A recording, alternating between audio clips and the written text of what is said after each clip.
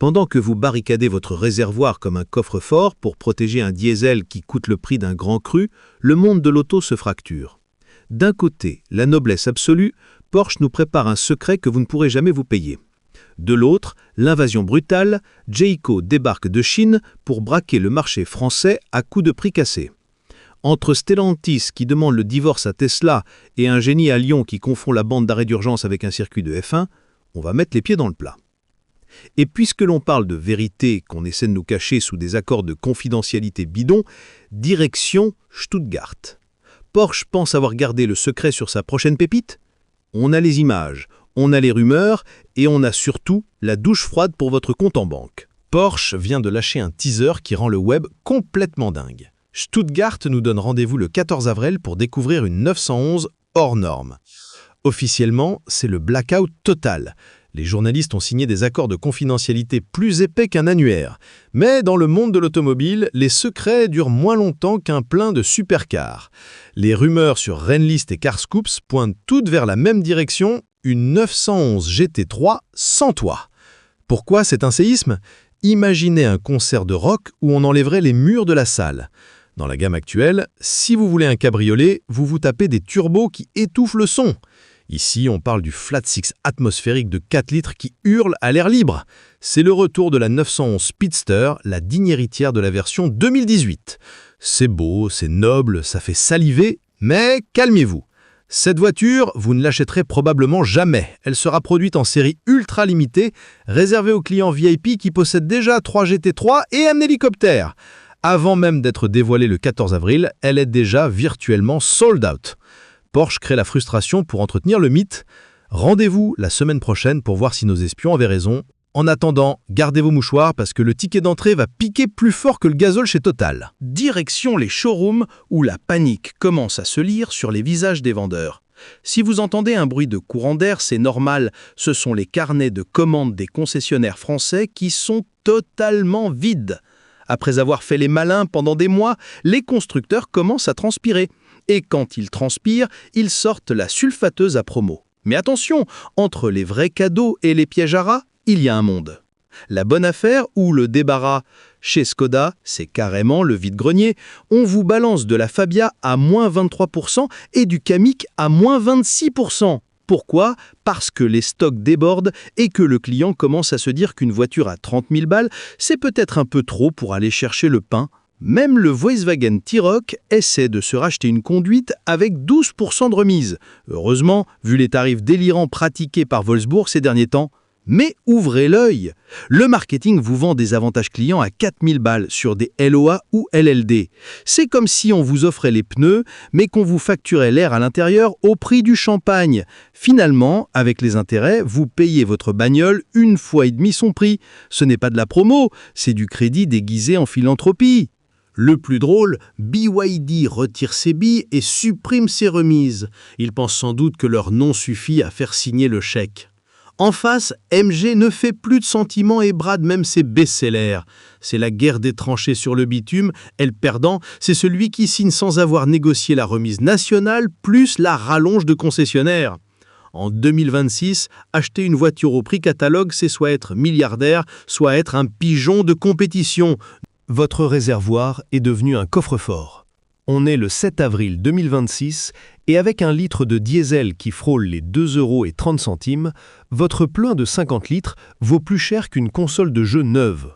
Forcément, ça donne des idées aux charognards. On ne parle plus de petits larcins. On parle de types qui percutent des voitures de gendarmerie pour s'enfuir après avoir vidé des réservoirs.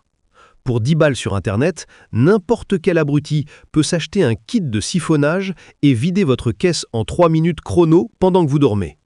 Votre trappe à essence en plastique? Pour eux, c'est une feuille de papier. Si vous ne voulez pas retrouver votre voiture à sec demain matin, il va falloir être plus malin qu'eux. Collez votre trappe à carburant contre un mur ou un poteau. S'ils ne peuvent pas passer le tuyau, ils passent à la voiture suivante. C'est moche, mais c'est la jungle. Investissez dans une crépine anti-siphonnage avec clapet anti-retour. Ça coûte 3 fois rien et ça rend l'insertion d'un tuyau physiquement impossible. Évitez de faire le plein le vendredi soir si votre voiture dort dans la rue. C'est comme laisser un billet de 100 balles sur votre pare-brise. On en est là en 2026. On doit barricader nos réservoirs comme si on transportait du plutonium. La loi prévoit 3 ans de tôle et 45 000 € d'amende, mais sur le parking de votre résidence à 3 heures du matin, la loi, c'est surtout celui qui a le tuyau le plus long. Restez vigilants. Le groupe chinois Chery vient de poser ses valises en France avec une nouvelle étiquette, Jaeco. Et ils ne sont pas venus pour faire de la figuration ou nous vendre du rêve bio. Ils sont venus pour vider les concessions Renault et Volkswagen avec une méthode vieille comme le monde, le rapport prix-équipement, qui fait passer nos marques européennes pour des antiquaires. Jaeco, ça ne veut rien dire, mais ça ressemble à tout ce que vous aimez. C'est carré, c'est robuste, ça a le look d'un 4x4 de luxe anglais, mais c'est produit à Hangzhou à une cadence infernale. C'est comme si on vous vendait une suite dans un palace au prix d'une chambre d'hôtel Formule 1. Ils misent sur le design rassurant pour vous faire avaler la pilule de l'inconnu. Les chiffres qui font bégayer. Regardez bien l'addition, parce que c'est là que ça devient indécent. Jaeco 5, hybride 224 chevaux. Ça commence à 26 990 €. En face, un Kia Niro ou un Hyundai Kona, c'est 35 000 balles. Vous économisez 8 000 € avant même d'avoir démarré. Jaeco 7, le grand frère, moins de 30 000 € pour un SUV familial. Pour avoir la même chose chez Renault avec un Austral, il faut lâcher 42 000 €. C'est plus un écart, c'est un gouffre financier. Sous le capot, c'est du sérieux. Technologie super hybride, puce Snapdragon de smartphone dernier cri dans le tableau de bord et une garantie de 7 ans. Ils ne sont pas là pour rigoler, ils sont là pour saturer le bitume. Alors oui, c'est bien fini, c'est technologiquement au top et c'est garanti une éternité. Mais est-ce qu'on est prêt à rouler dans une marque dont on ne savait pas prononcer le nom hier soir ? Jaeco parie que votre portefeuille sera beaucoup plus fort que votre patriotisme automobile. Les premières livraisons arrivent et avec de tels tarifs, préparez-vous à une déferlante sur la file de gauche. Mesdames et messieurs, on tient notre vainqueur. Direction l'Est lyonnais, à Pusignan. On est le vendredi de Pâques. Les gendarmes de Dardilly sont en place et là, c'est le festival. Un conducteur a décidé de cocher toutes les cases du code pénal en une seule ligne droite. Le mec est flashé à 158 km/h au lieu de 90. Mais comme si ça ne suffisait pas, il était en train de doubler tout le monde par la bande d'arrêt d'urgence. À ce niveau-là, ce n'est plus de la conduite, c'est du suicide assisté. La BAU, c'est l'endroit où tu as une espérance de vie de 20 minutes quand tu es en panne. Lui, il s'en sert comme d'une voie de stand de Formule 1. La cerise sur le gâteau ? Quand les motards l'interceptent, ils découvrent le combo magique, zéro assurance. Le mec roule à la vitesse d'un TGV sur une voie de secours dans une voiture qui n'existe pas pour son assureur. C'est comme sauter d'un avion sans parachute en espérant que le sol soit en mousse. Depuis fin 2025, un tel excès de vitesse est un délit direct. Le tarif, 3 750 € d'amende pour la vitesse, 3 750 € pour l'assurance, 135 € pour la BAU.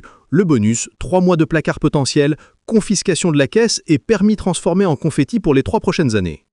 Dans un département du Rhône, qui a compté 68 morts l'an dernier, les juges ne vont pas lui offrir des chocolats de Pâques. On rappelle que la route n'est pas un circuit et la bande d'arrêt d'urgence n'est pas votre voie privée. Carton rouge et direction la Fourrière. Ce genre de profil, c'est le cauchemar des assureurs et de la sécurité routière. Mais le vrai cauchemar financier, il se joue en ce moment entre 2 titans de l'industrie qui viennent de signer les papiers du divorce. Stellantis vient de plaquer Tesla. On est le 7 avril 2026 et Carlos Tavares a décidé qu'il en avait marre de signer des chèques en blanc à Elon Musk pour avoir le droit de vendre ses voitures thermiques. Le pooling, c'est quoi ce truc ? Imaginez que vous avez une classe de cancres qui pollue trop. Pour éviter l'amende du prof, l'Europe, ils achètent les bonnes notes du premier de la classe qui, lui, ne pollue pas. Jusqu'ici, le premier de la classe, c'était Tesla. Stellantis leur achetait des crédits CO2 pour des milliards. Mais Tavares est malin.